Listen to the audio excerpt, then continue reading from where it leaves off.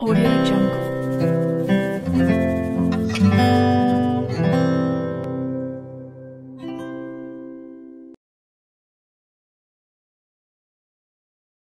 ચાલો હીરેપુરા કન્યા વિદ્યાલયના ઈ લર્નિંગ ક્લાસમાં ધોરણ 10 ની વિદ્યાર્થીની બહેનોનું હાર્દિક સ્વાગત છે. ગણિતમાં આજે આપણે પ્રકરણ 8 ત્રિકોણમિતિનો પરિચય એ લેશું, લેક્ચર નંબર 1. જુઓ, આ પ્રકરણમાંથી બોર્ડમાં વિભાગ એ માં 2 પ્રશ્નો, દરેક પ્રશ્નનો 1 ગુણ, એવા 2 ગુણના પ્રશ્નો, અને વિભાગ બી માં 2 પ્રશ્નો પૂછાશે.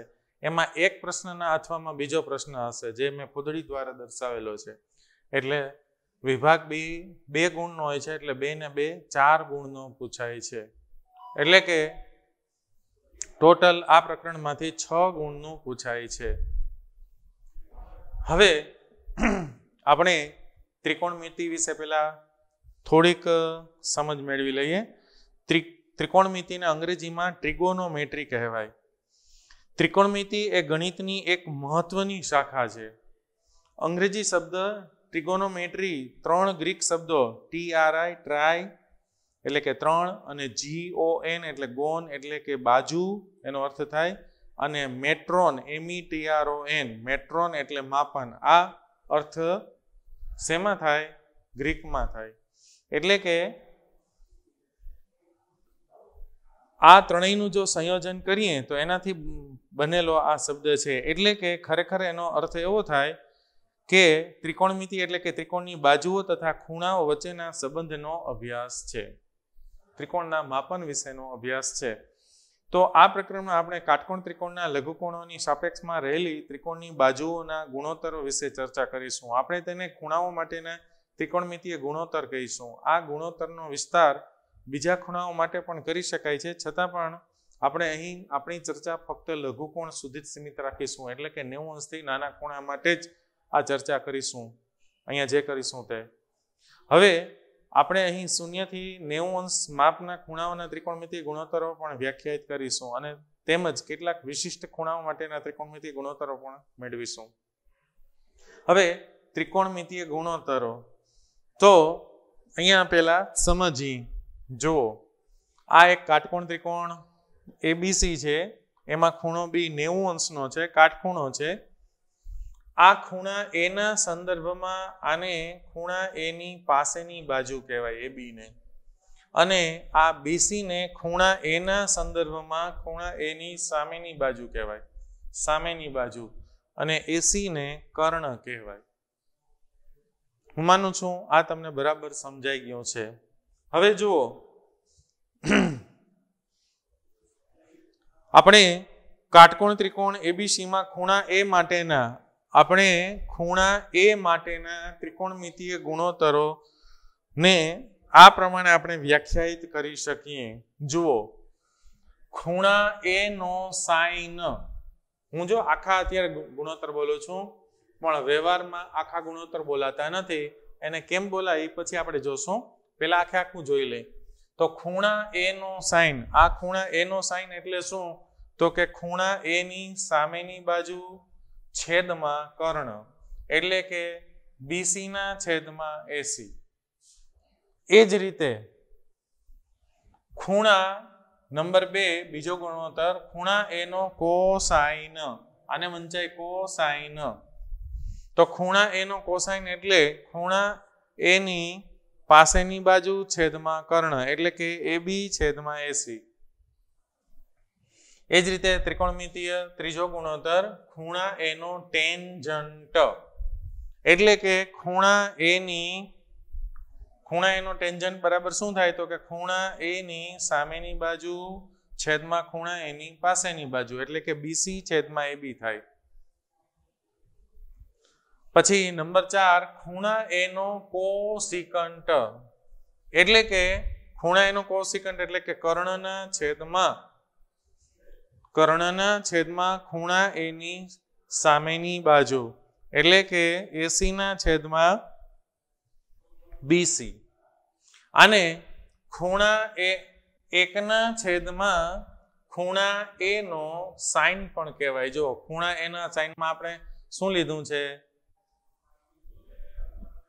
ખૂણા એના સાઇનમાં આપણે શું લીધું છે? 1/, ખૂણા એનો સાઇન, એટલે કે 1/, જો તમે BC/AC કરશો તો આ આપણને મળી જશે. 1/,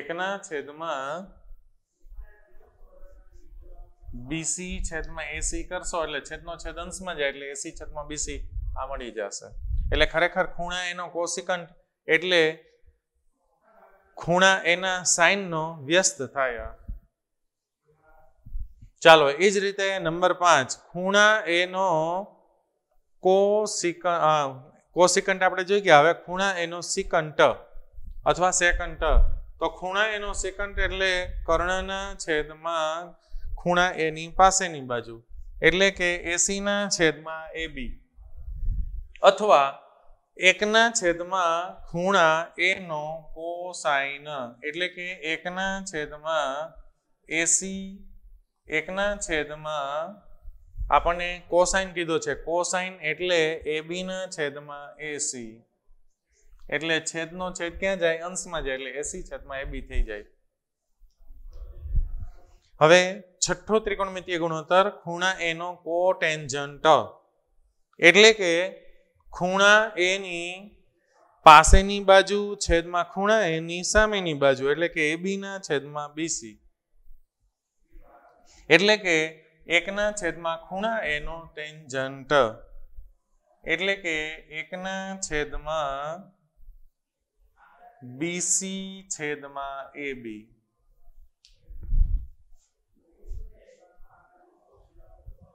હવે અહીંયા આપણે આ ત્રિકોણમિતીય ગુણોત્તર જોયા.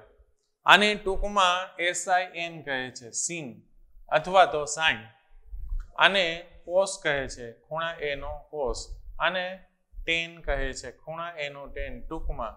આને ખૂણા એનો કોસેક કહે છે, આને ખૂણા એનો સેક કહે છે, અને આને શું કહે છે? કોટ કહે છે, ખૂણા એનો કોટ. ટૂંકમાં દર્શાવે છે. આ લાંબા આખા નામ લેવાતા નથી. વ્યવહારમાં આ 3 અક્ષર જ વપરાય છે, અથવા અહીંયા 5 અક્ષર, અહીંયા 3 અક્ષર અને અહીંયા 3. હવે જો અહીંયા ખૂણા એનો કોસેક, કોસેક છે એ શું છે? તો કે સાઇનનો વ્યસ્ત છે, એટલે કે 1/, સાઇન થાય. પછી અહીંયા સિકન્ટ છે એ શું છે? તો કે એ સાઇન કોસાઇનનો વ્યસ્ત, એટલે કે કોસનો વ્યસ્ત છે, 1/, કોસ થાય. અને કોટ છે એ શું થાય? તો કે ટેનનો વ્યસ્ત છે, એટલે 1/10 થાય. બરાબર? કોસેક છે એ શું છે? સાઇનનો વ્યસ્ત છે. સેક છે એ શું છે? કોસનો વ્યસ્ત છે. અને કોટેન્જન્ટ છે, કોટ છે એ શું છે? ટેનનો વ્યસ્ત છે. અને ટેન છે એ કોટનો વ્યસ્ત છે. હવે જુઓ, સામાન્ય રીતે આ ગુણોત્તરોને આપણે ટૂંકમાં આ રીતે જોયા. હવે જુઓ, સાઇન એનો ઉપયોગ ખૂણા એના સાઇનના સંક્ષિપ્ત રૂપે કરવામાં આવે છે. અને આ ખરેખર શું છે? તો કે એ સાઇન એ સાઇન અને એનો ગુણાકાર નથી.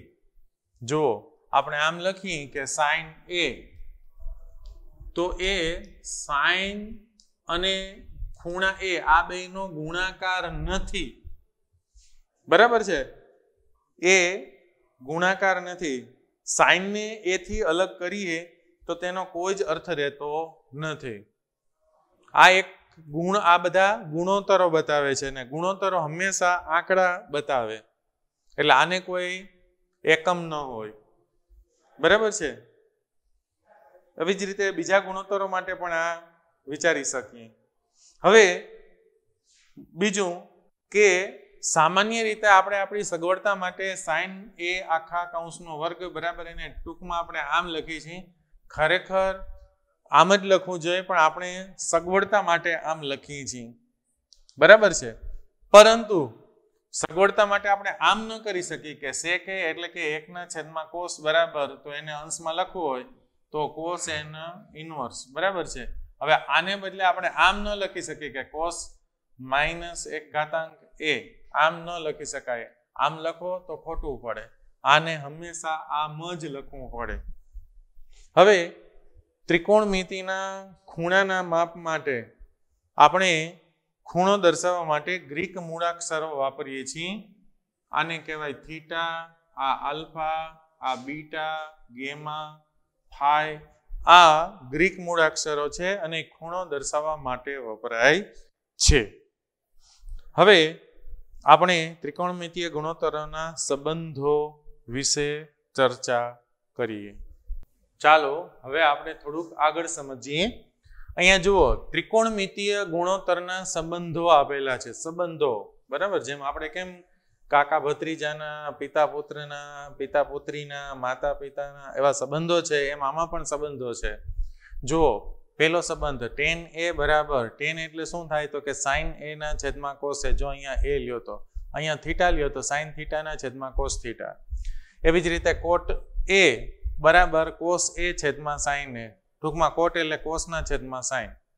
પછી cos a બરાબર 1 ના છેદમાં sin a. sin નો વ્યસ્ત એટલે cosec અને cosec નો વ્યસ્ત એટલે sin. પછી sec a એટલે 1 ના છેદમાં cos a અથવા cos a નો વ્યસ્ત એટલે sec a અને sec a નો વ્યસ્ત cos a થાય. સ્વાભાવિક છે કે જે આ વ્યસ્ત છે, આ ત્રણેય, આ બે અને આ બે, તો એનો ગુણાકાર 1 થાય. તો જુઓ, tan a ગુણ્યા cot a કરો તો 1 થાય. પછી sec a ગુણ્યા cos a, આ બેનો ગુણાકાર કરો તો 1 થાય. અને cos a ગુણ્યા sin a કરો તો 1 થાય. ટૂંકમાં આ એમની વચ્ચેના સંબંધો છે. હવે સામાન્ય રીતે ઘણા વિદ્યાર્થીઓ છે એ યાદ રાખવા માટે જુદી જુદી ટ્રીક વાપરતા હોય છે. દાખલા તરીકે sin યાદ રાખવો હોય તો sin એટલે સામેની બાજુ છેદમાં કર્ણ એટલે સા ક એટલે sin થાય. હવે cos એટલે પાસેની બાજુ છેદમાં કર્ણ એટલે પા ક. જુઓ, sin એટલે શું? sin એટલે સામેની બાજુ છેદમાં પાસેની બાજુ, સામેની બાજુ છેદમાં કર્ણ. તો અહીંયા પહેલો અક્ષર લઈએ એટલે કે સા ક. પછી એવી જ રીતે cos, તો cos ને યાદ રાખવું હોય તો પાસેની બાજુ છેદમાં કર્ણ એટલે પહેલો અક્ષર લઈ લ્યો તો પા ક. sin એટલે શાક, cos એટલે પાક. એવી રીતે tan એટલે સાપા, tan એટલે સાપા, tan એટલે શું થાય? સાપા, સામેની બાજુ છેદમાં પાસેની બાજુ. પછી cot એટલે એનાથી ઉલટું પાસા, cot એટલે શું થાય? પાસા, પાસેની બાજુ છેદમાં સામેની બાજુ. અને એવી જ રીતે sec એટલે શું થાય તો કે આનો વ્યસ્ત કપા, sec એટલે કપા અને cosec એટલે કસા. પેરામેસિયમમાં રચના આવે કસા, તંતુમય રચના, એના ઉપરથી તમને યાદ રહી જાય. તો આવી રીતે પણ ઘણા વિદ્યાર્થીઓ યાદ રાખતા હોય છે. હવે આ આપણે ત્રિકોણમિતીય ગુણોત્તરોના સંબંધો જોયા. હવે ત્રિકોણમિતીય ગુણોત્તરોની અવિચલતા. હવે અવિચલતા એટલે શું તો કે અહીંયા જો કાટકોણ ત્રિકોણમાં અહીંયા કર્ણ AC પર બિંદુ P અને લંબાવેલ AC પર બિંદુ Q લે. આપણે P અને Q લઈએ, બરાબર. આ કર્ણ AC ઉપર P બિંદુ અને Q બિંદુ લઈએ. એવી જ રીતે અહીંયા M બિંદુ ને N બિંદુ લઈએ. તો અહીંયા જુઓ, ત્રિકોણ ABC, ત્રિકોણ ABC સમરૂપ ત્રિકોણ AMP થશે. એવી જ રીતે સમરૂપ ત્રિકોણ ANQ થશે. તો આના આધારે આપણે શું લખી શકીએ તો કે BC ના છેદમાં MP બરાબર AC ના છેદમાં AP. એવી જ રીતે BC ના છેદમાં NQ બરાબર AC ના છેદમાં AQ. તો ટૂંકમાં અહીંયા તો આપણે શું લેવાનું છે? ગુણોત્તર લેવાનો છે. તો BC ના છેદમાં, BC એટલે આ BC, એના છેદમાં BC ના છેદમાં MP એટલે કે આના છેદમાં આ. અને બીસી છેદમાં એન ક્યુ, એટલે કે આ બીસી એના છેદમાં એન ક્યુ. એવી જ રીતે અહીંયા એસી છેદમાં એપી અને એસી છેદમાં એ ક્યુ.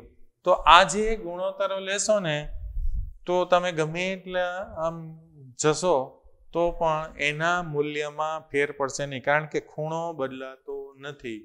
એટલે આને કહેવાય છે ત્રિકોણમિતીય ગુણોત્તરની અવિચલ્યતા. ટૂંકમાં ત્રિકોણની બાજુઓના માપમાં પરિવર્તન થાય. જો આ બાજુઓના માપ બદલી જાય તો પણ એના ખૂણાના મૂલ્યમાં ફેરફાર થતો નથી.